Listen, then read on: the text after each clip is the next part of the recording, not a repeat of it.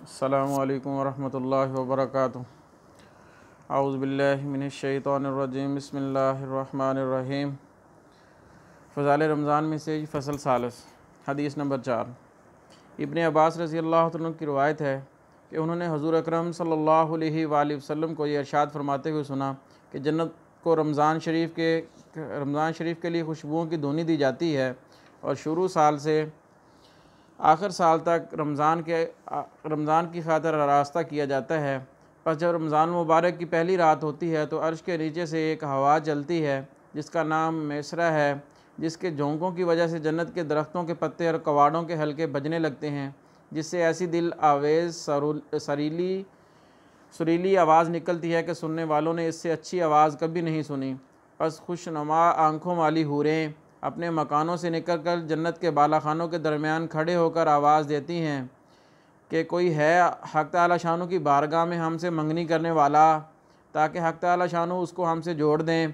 फिर वही हूरें जन्नत के दारोगा रिज़वान से पूछती हैं कि ये कैसी रात है। वो लब्बैक कहकर जवाब देते हैं, रमज़ान मुबारक की पहली रात है। जन्नत के दरवाज़े हज़रत मोहम्मद सल्लल्लाहु अलैहि वसल्लम की उम्मत के लिए आज खोल दिए गए और मालिक जहन्नम के दारोगा से फरमाते हैं कि अहमद सल्लल्लाहु अलैहि वसल्लम की रोज़ेदारों पर जहन्नम के दरवाज़े बंद कर दिए गए और जिब्राईल अलैहिस्सलाम को हुक्म होता है कि ज़मीन पर जाओ और सरकश शयातीन को कैद करो और गले में तोक डालकर दरिया में फेंक दो कि मेरे महबूब हज़रत मोहम्मद सल्लल्लाहु अलैहि वसल्लम की उम्मत के रोज़ों को ख़राब ना करें।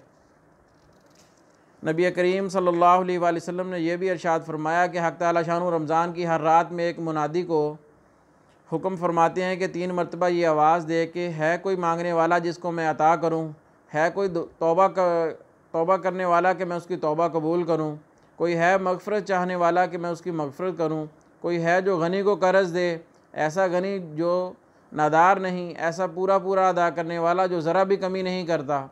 हुज़ूर सल्लल्लाहु अलैहि वसल्लम ने फरमाया, हक़ तआला शानू रमज़ान शरीफ में रोज़ाना अफ्तार के वक़्त ऐसे 10 लाख आदमी को जहन्नम से खलासी मरहमत फरमाते हैं जो जहन्नम के मुस्तक़िल हो चुके थे। और जब रमज़ान का आखिरी दिन होता है तो यकम रमज़ान से आज तक जिस कदर लोग जहन्नम से आज़ाद किए गए थे उनके बराबर उस एक दिन में आज़ाद फरमाते हैं। जिस रात शब कदर होती है तो हक़ तआला शानू हज़रत जिब्राईल अलैहिस्सलाम को हुक्म फरमाते हैं कि वह फ़रिश्तों की एक बड़े लश्कर के साथ ज़मीन पर उतरते हैं।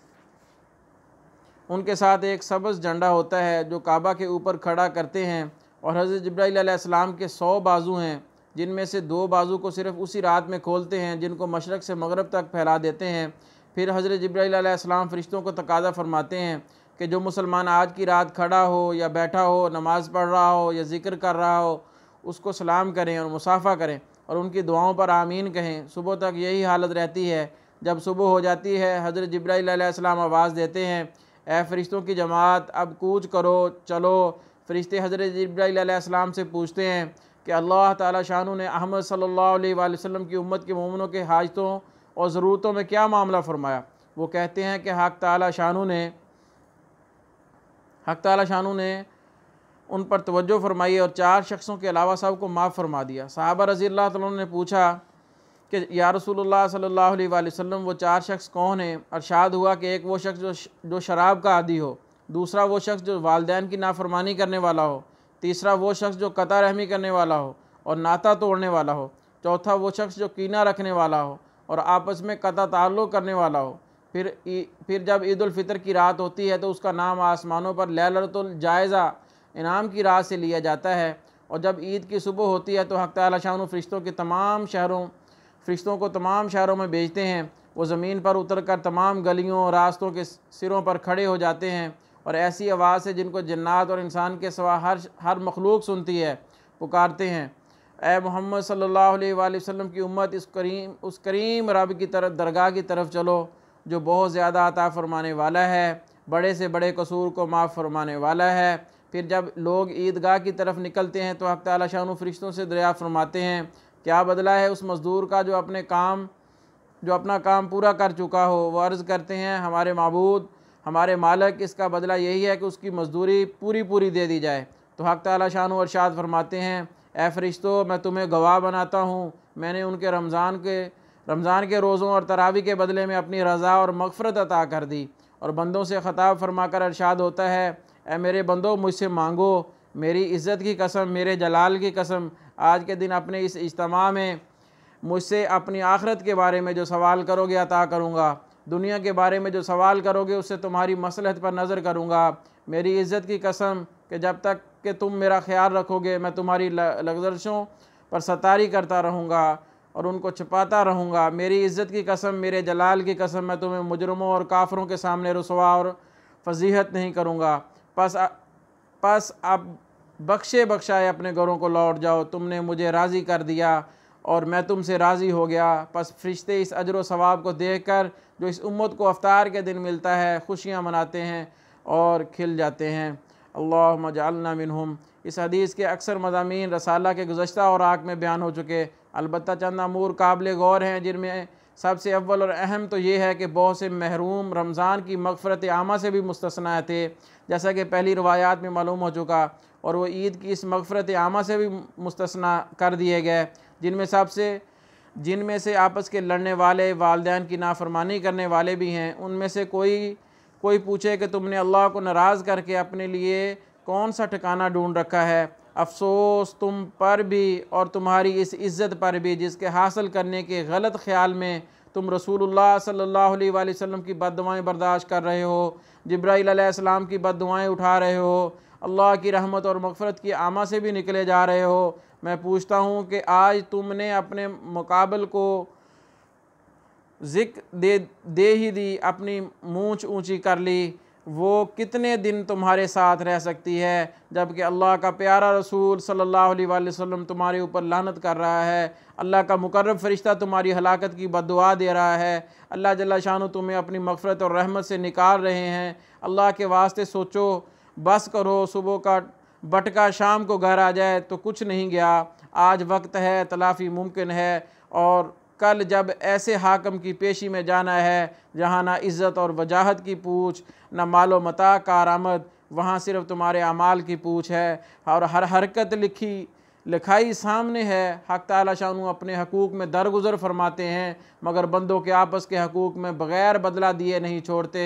नबी करीम सल्लल्लाहु अलैहि वसल्लम का इरशाद है, मुफलस मेरी उम्मत में वो शख्स है क़यामत के दिन नेक आमाल के साथ आवे, नमाज, रोज़ा, सदका सब ही कुछ लावे, लेकिन किसी को गाली दे रखी है, किसी को तोहमत लगा दी थी, किसी को मार पीट की थी। बस ये सब दावेदार आवेंगे और उसके नेक आमाल में से इन हरकतों का बदला वसूल कर लेंगे, और जब उसके पास नेक आमाल ख़त्म हो जाएंगे तो अपनी बुराइयां उन हरकतों के बदले में इस पर डालते रहेंगे, और फिर इस अंबार की बदौलत वो जहन्नम रसीद हो जाएगा।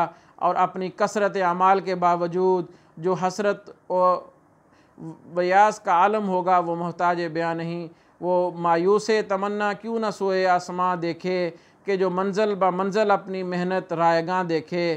दूसरा अमर काबिल गौर यह है कि इस रसाला में चंद मौके मग़फ़रत के ज़िक्र किए गए, उनके अलावा भी बहुत से अमूर ऐसे हैं कि वो मग़फ़रत के सबब होते हैं, गुनाह उनसे माफ़ हो जाते हैं। इस पर एक अश्काल होता है, वो ये कि जब एक मरतबा गुनाह माफ़ हो चुके तो उसके बाद दूसरी दफ़ा माफ़ी की क्या मानी। इसका जवाब ये है, मग़फ़रत का कायदा ये है, जब वो बंदा की तरफ मतवज्जे होती है कि उस पर कोई गुनाह होता है तो उसको मिटा देती है, अगर उसके ऊपर कोई गुनाह नहीं होता तो उसके बकदर उस पर रहमत और इनाम का इजाफ़ा हो जाता है।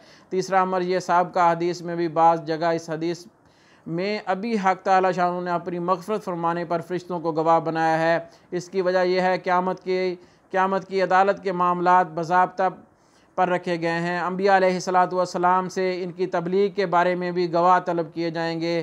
चुनांचे अहादीस की किताबों में बहुत से मौक़े पर नबी करीम सल्लल्लाहु अलैहि वसल्लम ने इरशाद फरमाया, तुमसे मेरे बारे में सवाल होगा, लिहाजा तुम गवाह रहो कि मैं पहुँचा चुका हूँ। बुखारी वगैरह में रवायत है, हज़रत नूह अलैहिस्सलाम क़यामत के दिन बुलाए जाएंगे, उनसे दरियाफ़्त किया जाएगा, तुमने रसालत का हक़ अदा किया, हमारे अहकाम पहुँचाए। वो अर्ज़ करेंगे पहुँचाए थे।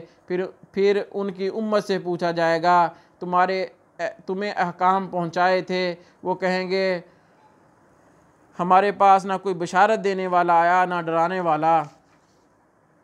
तो तू हज़रत नूह अलैहिस्सलाम से पूछा जाएगा, अपने गवाह पेश करो। वह मोहम्मद सल्लल्लाहु अलैहि वसल्लम और उनकी उम्मत को पेश करेंगे। उम्मत मोहम्मदिया बुलाई जाएगी, गवाही दी जाएगी। बाज़ रवायात में आता है इनसे जिरा की जाएगी कि तुमको क्या ख़बर कि नूह अलैहिस्सलाम ने अपनी उम्मत को अहकाम पहुँचाए। ये अर्ज़ करेंगे कि हमारे रसूल सल्लल्लाहु अलैहि वसल्लम ने ख़बर दी, हमारे रसूल पर जो सच्ची किताब उतरी उसमें ख़बर दी गई। इस तरह अम्बिया अलैहिस्सलातु वस्सलाम की उम्मत के साथ भी और अम्बिया अलैहिस्सलातु वस्सलाम की उम्मत के साथ भी पेश आएगा। इसके मुतल्लिक़ इरशाद खुदाबंदी है। इमाम फ़खरुद्दीन राज़ी रहमतुल्लाह अलैह लिखते हैं, क़यामत के गवाहियाँ 4 तरह की होंगी। एक मलाइका की, जिसके मुतल्लिक़ आयात ज़िक्र है। दूसरी गवाही अम्बिया अलैहिस्सलातु वस्सलाम की होगी, जिसके मुतल्लिक़ इरशाद है। तीसरी उम्मत मुहम्मदिया सल्लल्लाहु अलैहि वसल्लम की गवाही होगी, जिसके मुतल्लिक़ इरशाद है। चौथी आदमी की अपने अज़ा की गवाही। इख्तिसार के ख़्याल से इस आयत का तर्जुमा नहीं लिखा, बस आयत का हासिल क़यामत के दिन इन चीज़ों को गवाही देने का ज़िक्र है जिनका बयान आयत के शुरू में लिख दिया गया। चौथा अमर हदीस बाला में ये इरशाद मुबारक है कि तुमको कुफ़ार के सामने रुसवा और फजीहत ना करूँगा। यह हक़ तआला शानू का गायत दर्जे का लुत्फ़ व करम और मुसलमानों के हाल पर गैरत है कि अल्लाह की रज़ा के ढूँढने वालों के लिए यह भी लुत्फ़ व इनाम है कि उनकी लग़ज़शों और सय्यात से वहाँ भी दरगुज़र और पर्दापोशी की जाती है। अब्दुल्लाह बिन उमर रज़ी अल्लाह तआला अन्हु हुज़ूर अकरम सल्लल्लाहु अलैहि वसल्लम से नकल करते हैं, क़यामत के दिन हक़ तआला शानू एक मोमिन को अपने करीब बुलाकर उस पर पर्दा डालकर कोई दूसरा न देखे, उसकी लग़ज़शों और सय्यात याद दिलाकर उसे हर गुनाह का इकरार कराएंगे और अपने गुनाहों की कसरत और इकरार पर यह समझेगा कि अब हलाकत का वक़्त करीब आ गया। तो इरशाद होगा, मैंने दुनिया में तुझ पर सत्तारी फरमाई, तो आज भी उन पर पर्दा है, माफ़ हैं। इसके बाद उसके नेक अमाल का दफ्तर उसके हवाले कर दिया जाएगा।